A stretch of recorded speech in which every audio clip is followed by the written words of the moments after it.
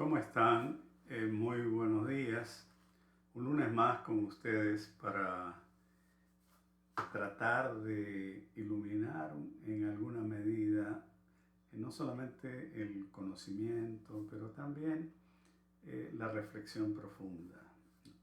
Bueno, la semana pasada habíamos empezado a ver los secretos familiares y habíamos dicho a priori que todas las familias poseen secretos, todas.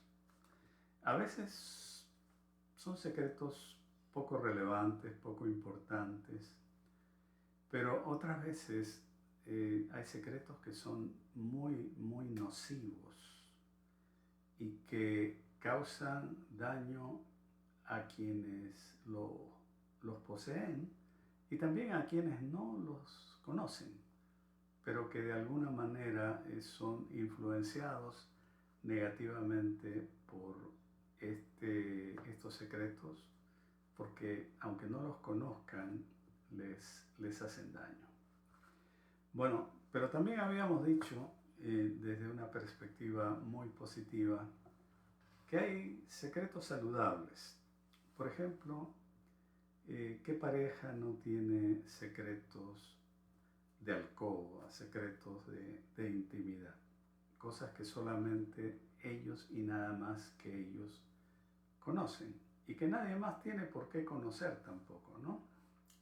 Bueno, a veces hay secretos entre hermanos que no son negativos, son positivos. Yo recuerdo que cuando mi esposa y yo estábamos por cumplir 25 años de matrimonio, veíamos a nuestros hijos secreteando por aquí y por allá, y yo les preguntaba, y mi esposa también, pero ¿qué pasa? ¿Qué? No, no, nada. Ustedes saben cuando los chicos no quieren soltar prendas, ¿no? Y entonces en su momento se reveló que nos habían regalado un tour para visitar Europa. Estuvimos 22 días en Europa. Fue la primera vez que fuimos. Y entonces el secreto no era pues un secreto negativo, todo lo contrario, ¿no? Y era un secreto entre nuestros dos hijos. Pero también hay secretos protectores, ¿no? Secretos, por ejemplo, en España, muchos judíos ocultaban su origen porque la Santa Inquisición durante la Edad Media los podía matar. Eventualmente los judíos fueron expulsados de España, ¿no? Pero también durante la Segunda Guerra Mundial los judíos trataron por todos los medios de su alcance de que no se notara que eran judíos, porque eso les podía costar la vida. Y efectivamente, Hitler mató a 6 millones de judíos y a otros tantos que no eran judíos, pero de lo que se ha publicitado más por el volumen y por la trascendencia, aunque cada muerte es una tragedia, pues la muerte de tantos judíos en un exterminio, en un holocausto terrible, es la que se conoce más.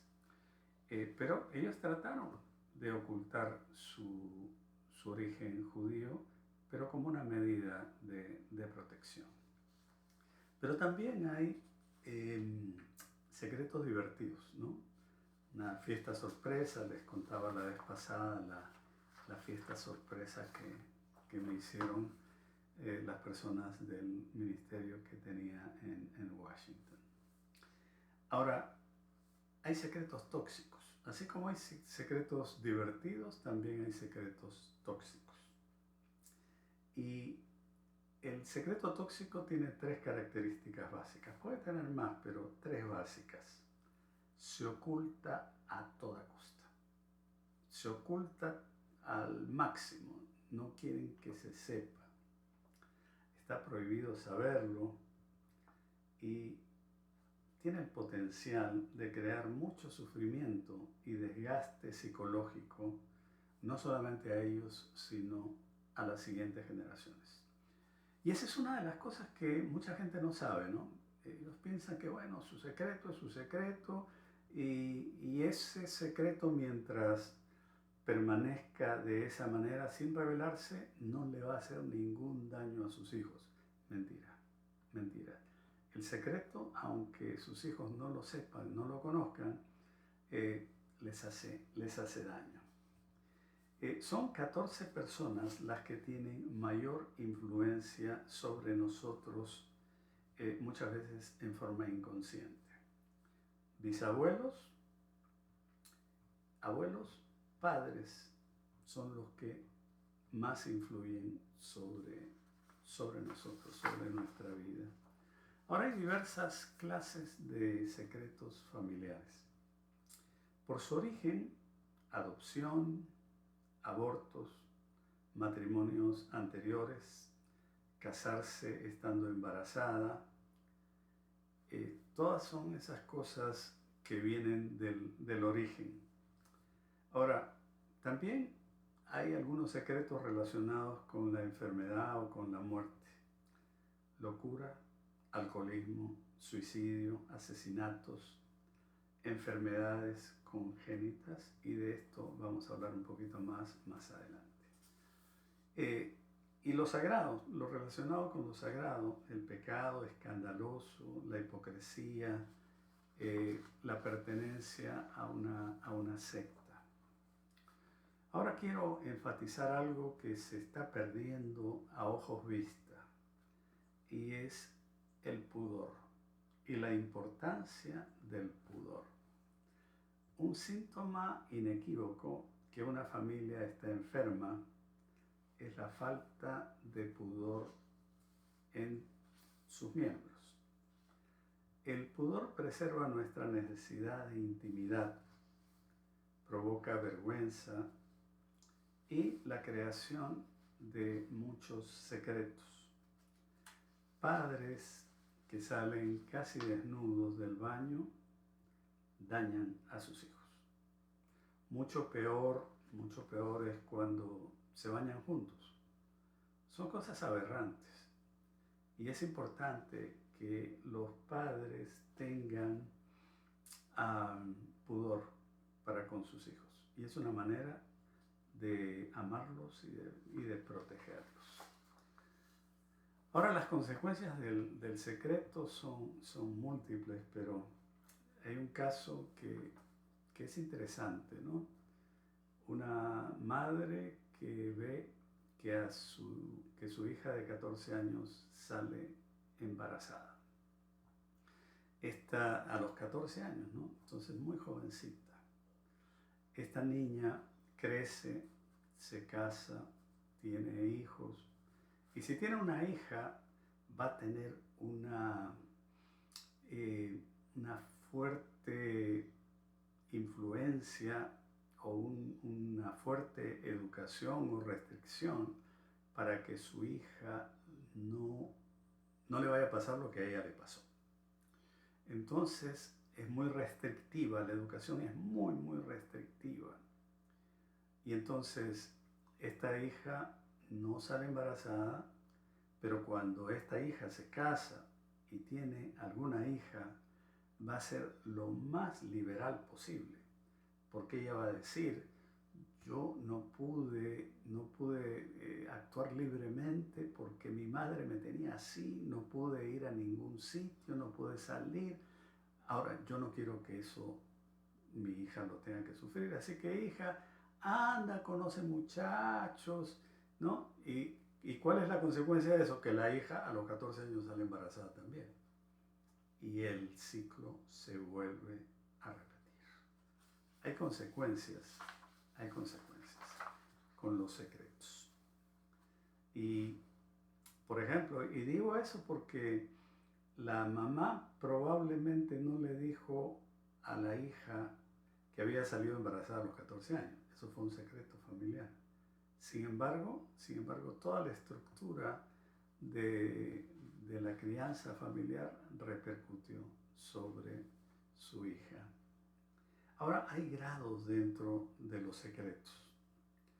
El primer grado, de acuerdo a cómo se le ha catalogado, es el homicidio, tortura, terrorismo, secuestro, violencia racial, tráfico de drogas, estafas, violaciones, incestos, prostitución, pornografía infantil, suicidio. Todos estos tienen implicaciones legales, todos. Por ejemplo, alguien que se intenta suicidar, va preso, pues, va preso. O sea, es un delito. Todos los secretos de primer grado que acabo de mencionar, todos son punibles por la ley. Ahora, el segundo grado, abuso de sustancias, en otras palabras, drogadicción, trastornos en la alimentación, adicción al sexo, al juego, a la pornografía. Algunas de estas actividades tienen implicaciones legales, otras no, pero todas tienen implicaciones morales y también espirituales. El tercer grado de los secretos, la infidelidad, el aborto, el desempleo, la homosexualidad, la enfermedad mental, prejuicios raciales, matrimonio por embarazo. No todas tienen implicaciones legales, aunque por ejemplo hablando del aborto, hay países que penalizan el aborto y hay otros países que no. Pero definitivamente los tres niveles tienen implicaciones morales y también implicaciones espirituales. ¿Qué hacer con los secretos familiares? En realidad, lo ideal sería no tener secretos. Porque cuando no hay secretos, entonces la franqueza prima, ¿no? Entonces, y si van a haber secretos, que sean secretos nimios, que sean secretos poco relevantes. Pero yo digo, ¿no? Si hay algo poco relevante, ¿por qué no decirlo al final, no? O sea, si la implicancia o implicancias de revelar este secreto no son grandes, ¿por qué no expresarlos? ¿No? Entonces, yo creo que dentro de la madurez que se va alcanzando, uno debe de, si tuvo secretos, comenzar a revelarlos. Y a veces se piensa que nuestros hijos no van a procesar bien los secretos. Bueno, en algunos casos eso es cierto. Pero en la gran mayoría de casos, yo creo que nuestros hijos, tarde o temprano, van a apreciar, van a valorar el hecho de que nosotros fuimos suficientemente honestos como para revelar el secreto o los secretos, ¿no? Ahora, hay que buscar la edad y el momento para compartir. O sea, hay secretos que por su naturaleza y por su intensidad no podemos decirlo cuando son niños, porque no van a tener la madurez para procesarlo. Hay que esperar el momento y hay que esperar el lugar.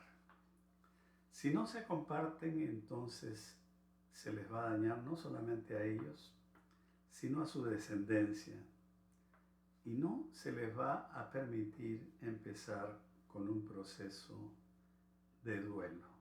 Porque en realidad la revelación de un secreto es dolorosa en la gran mayoría de los casos. Y entonces, pero si se tiene la información, por más dura que ésta pudiera llegar a ser, empieza el proceso de duelo. Y entonces, y este proceso, aunque hay diferentes formas de llamarlo, tienen una serie de etapas que empiezan con el shock, la negación, la ira, el miedo, la depresión, poco a poco la aceptación, hasta llegar al equilibrio emocional. Yo creo que la negación es casi, después del shock, la negación es la primera reacción, ¿no? He perdido dinero, por ejemplo, ¿no? He perdido dinero, una gran cantidad, y esto me choca. Pero después, poquito a poquito, ya con el paso del tiempo, y si somos cristianos, con la gran ayuda de Dios, vamos procesando, hasta llegar a un punto de equilibrio. Termino esta primera, en realidad la segunda etapa de este programa sobre los secretos familiares, contándole una historia. Una mujer relativamente joven había sido adoptada y ella sabía que era adoptada. O sea que en ese aspecto no hubo ningún problema.